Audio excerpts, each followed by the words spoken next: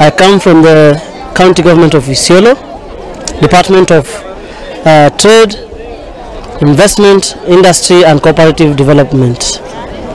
Today we are here at the Ruire Agri-Business Expo, whereby with partnership from Greek, a European Union sponsored project in Isiolo, we have brought some farmers, cooperators and entrepreneurs who are mostly women to come and showcase. They will come to Meru and see how other cooperatives are doing, how other farmers are doing, and they will take a lot of expertise and knowledge to them with them to Isiolo. Na shughuli ya leo ilikuwa ni kukuja kujumuika na wakulima wenzetu, kushare ideas sana kuhusu value addition ya vitu ambavyo kwa kitamaduni tulizoea ni vya wazee, lakini hivi sasa vimekuwa vya maana sana kwa mwili na pia kupunguza ugonjwa na pia kumanage lifestyle diseases.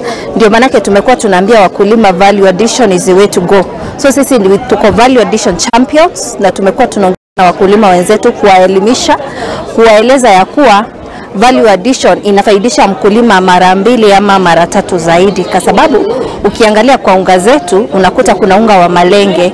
Malenge ikiuzwa na kilo utakuta ina fetch mkulima shilingi 50 to 100, lakini the same product ikiongezwa value, ikikaushwa kwa usafi na ipate kushiagwa, the same kg itakuja kuuzwa na 400. Na hiyo ndio njia ya mkulima kufaidika katika dunia ya sasa sana, kwa sababu value addition ndio ambayo inakuja pia kuondoa ile wastage post harvest losses, kwa sababu malenge pia iko na muda wake. Ukikata ile inabaki, iko na uwezekano mkubwa sana wa kuharibika nyuma ya siku moja ama hata nusu siku, lakini ikikaushwa, ikisiagwa, inaweza tumika katika manufaa mengi.